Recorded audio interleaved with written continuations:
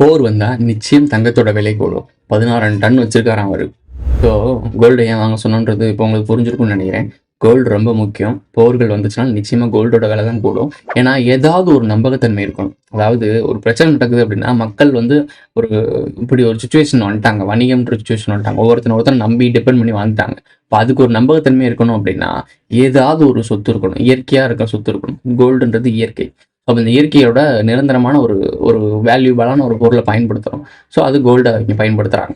அப்போது மற்ற இதெல்லாம் வீடு, ஆடம்பரம் வீடு, காரு, காஸ்ட்லியான ஒரு பைக்கு, காஸ்ட்லியான ஒரு காஸ்டியூம்ஸ் இதெல்லாம் யோசிச்சு வீடு, நிலம்லாம் வாங்குறோம்.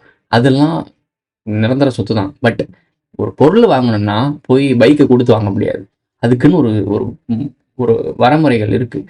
அதுக்கு தான் கோல்டு. ஸோ இதுக்காக தான் கோல்டு சேஃப்டி பண்ணுங்க. கோல்டு முக்கியம்னு சொல்லிட்டு இருக்கோம். இவனுங்க சொல்லுவானுங்க கோல்டு இறங்கும்னு. நல்லா யோசிச்சு பாருங்க. கோல்டு எப்பயுமே 10,000 ஏறுது அப்படின்னா, சும்மா எக்ஸாம்பிள் 10,000 ஏறுதுன்னா 2,000 தான் குறையும். அதாவது 5,000 வித்துட்டு இருந்த கோல்டு 10,000 டக்குன்னு ஏறுதுன்னா 15,000 விற்கிது. இறங்கும் போது 2,000 தான் குறையுது. அப்போ 13,000 விற்கிது. புரியுதா உங்களுக்கு? 10,000 ஏறி இருக்கு, மிச்சம் 2,000 குறைஞ்சிருக்கு. 8,000 அவங்களுக்கு லாபம் தான். ஸோ இந்த இடத்துல எந்த இடத்துலையுமே வணிகர்கள் பாதிக்கப்பட போகிறது இல்லை. யார் பாதிக்கப்பட போகிறா? கன்சியூமர்ஸ். நீயும் நானும் தான் பாதிக்கப்படுவோம். அப்போது எதில் கோல்டு இன்வெஸ்ட் பண்ணணும்னு இப்போ புரியுதா உங்களுக்கு? நீங்கள் 5,000 வாங்கினது இப்போ 10,000 விற்கிதுன்னா யாருக்கு லாபம்? உங்களுக்கு தான் லாபம். நாளைக்கு ப்ராப்ளம்ஸ் இருந்துச்சுன்னா நீங்கள் ஏதாச்சும் ஒரு விஷயத்தை வாங்கணும் வைக்கணும்னா அதுக்கு எவ்வளோ கிரெடிபிலிட்டி கொடுக்குறாங்க பாருங்கள். 2 வருஷம் பழமையான தங்கமாக இருந்தால் அதுக்கும் ஏதோ எக்ஸ்ட்ரா வரி போடுவேன்னு சொல்கிறாங்க. ஏன்? மக்கள் உண்மையான ஒரு அசெட் மூலியமா போயிட்டு இருக்காங்க. இவங்க ஏமாத்து வேலை தெரிஞ்சுக்கிட்டு மக்கள் கோல்டு பக்கம் திரும்ப ஆரம்பிக்கிறாங்க.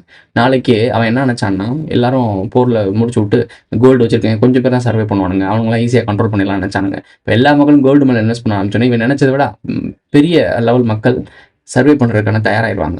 அப்படி தயாராகிட்டாங்கன்னா திருப்பி இவங்களை ஆட்டு மந்தையை மேய்க்கிறது கஷ்டமாக இருக்கும். அவனோட பாப்புலேஷன் கண்ட்ரோல் என்ன நினைக்கிறான் அப்படின்னா 800 கோடி மக்களில் கிட்டத்தட்ட 300 கோடி பேர் தான் இருக்க மாதிரி அவன் பிளான் பண்ணியிருக்கான் உலகம் முழுக்கவே. அப்போது இப்படி மக்கள் புரிஞ்சுக்கிட்டாங்க, உலக நாடு மக்கள் எல்லாமே கோல்டு இன்வெஸ்ட் பண்ண ஆரம்பிச்சிட்டாங்க, அவங்களுக்கு விஷயம் தெரிஞ்சிச்சுன்னா போர்லேருந்து தப்பிக்க வாய்ப்பு இருக்குது. அப்போது அவன் 300 கோடி நினச்சது 500 கோடியாக மாறிடுச்சுன்னா திருப்பி இவங்களை கம்ப்ரஸ் பண்ணணுமே அப்படின்னு நினைக்கிறாங்க. ஏன்னா குறிப்பிட்ட ஒரு குரூப் தான், 1 கோடி பேர் கூட இருக்க மாட்டாங்க. இவங்களோட முக்கியமான லேபர்ஸ், முக்கியமான ஆர்கனைசேஷன் எல்லாத்தையும் சேர்த்தாலும் கூட 1 கோடி பேர் இருக்க மாட்டாங்க. நான் அதிகமாக தான் சொல்லியிருக்கேன். 1 கோடி பேர் கூட இந்த உலகத்தை கண்ட்ரோல் பண்ண மாட்டாங்க. ஆனால் 800 கோடி மக்கள் அடிமையாக இருக்காங்க. இதான் சொல்கிறோம்.